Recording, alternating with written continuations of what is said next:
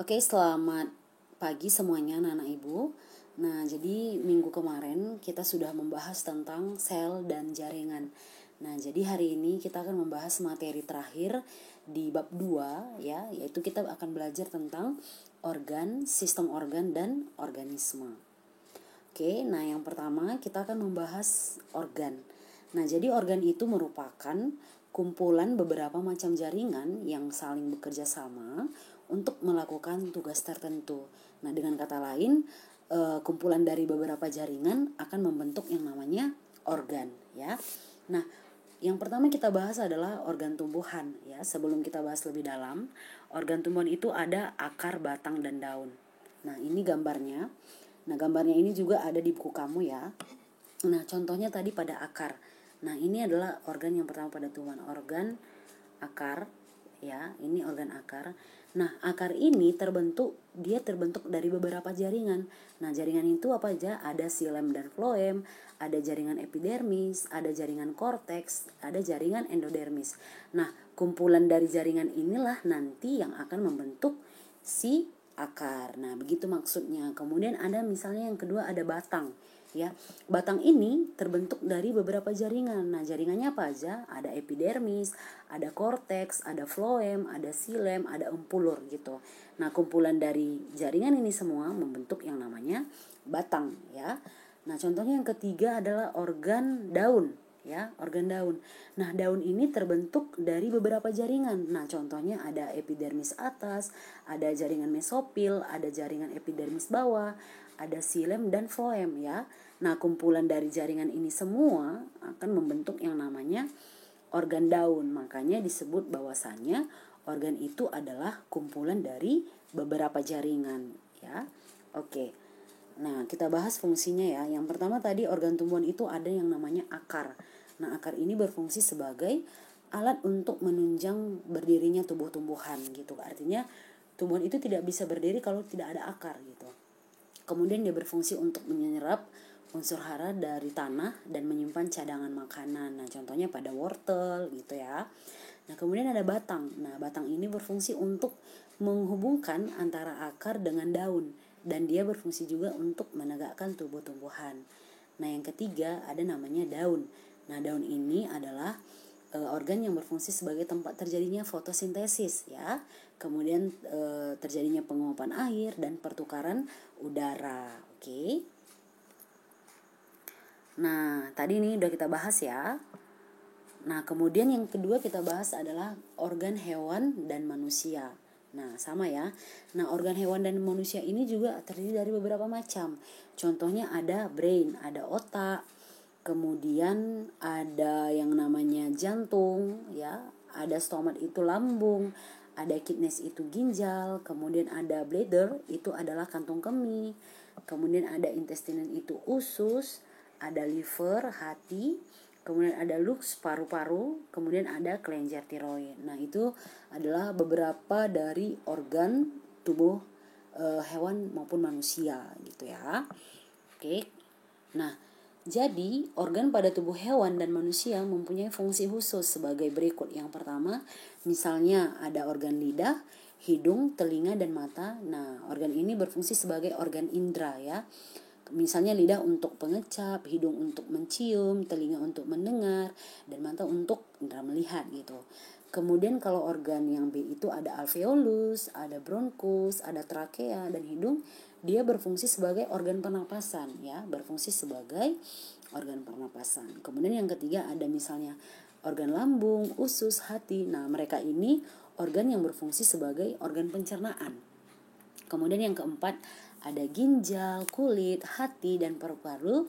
Mereka ini adalah organ yang berfungsi sebagai organ ekskresi. Nah, itu maksudnya. Oke, kita lanjut.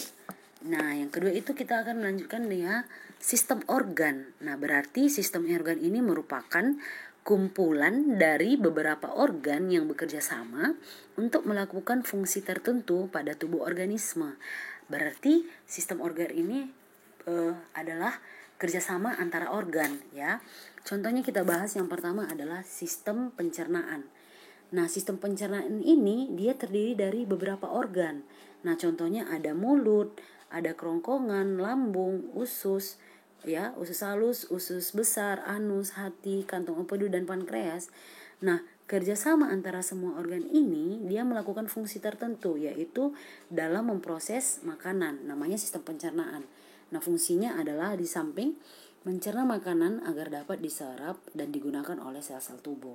Nah, itu artinya yang tadi kerjasama antara organ. Nah, contohnya yang kedua adalah kerjasama antara hidung, tenggorokan, paru-paru, ya, itu membentuk nanti yang namanya sistem pernapasan, berarti berfungsi dalam membentuk sistem pernapasan. Nah, fungsinya nanti sistem pernapasan ini adalah dia memperoleh atau menyediakan oksigen dan mengeluarkan karbon dioksida dan uap air. Gitu juga dengan selanjutnya ada sistem peredaran darah.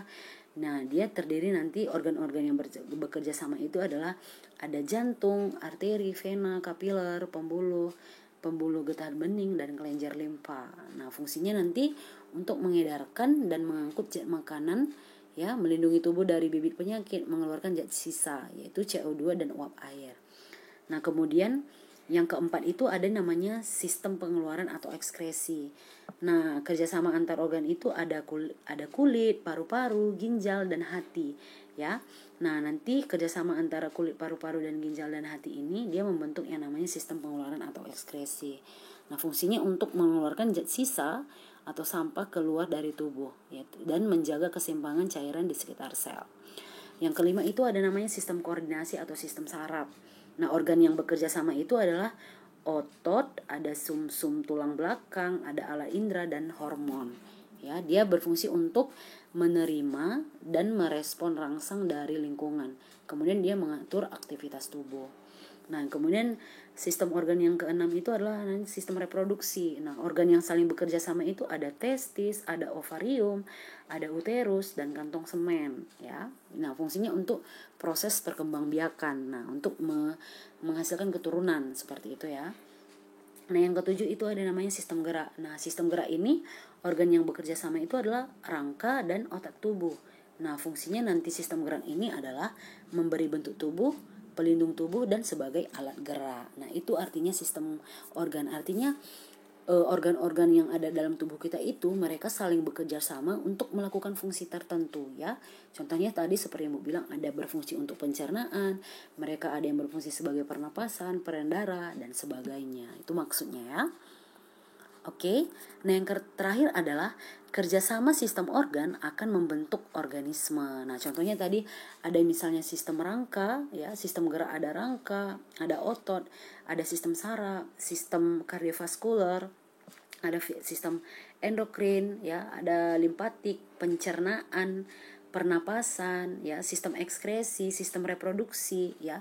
Semua sistem ini yang saling bekerja sama yang pada akhirnya nanti membentuk yang namanya organisme, gitu. Artinya jika salah satu sistem ini rusak, maka akan mengalami yang namanya gangguan juga pada organisme itu, ya. Itu maksudnya kerjasama sistem organ akan membentuk organisme. Nah, jadi sekian pembahasan kita hari ini mengenai sistem organisasi kehidupan, ya, urutan tingkatan organisasi kehidupan, ya. Semoga bermanfaat dan semoga anak-anak kami mengerti. Nah, jika ada pertanyaan boleh kamu tanya sama Ibu di Google Classroom kita. Sekian dan terima kasih.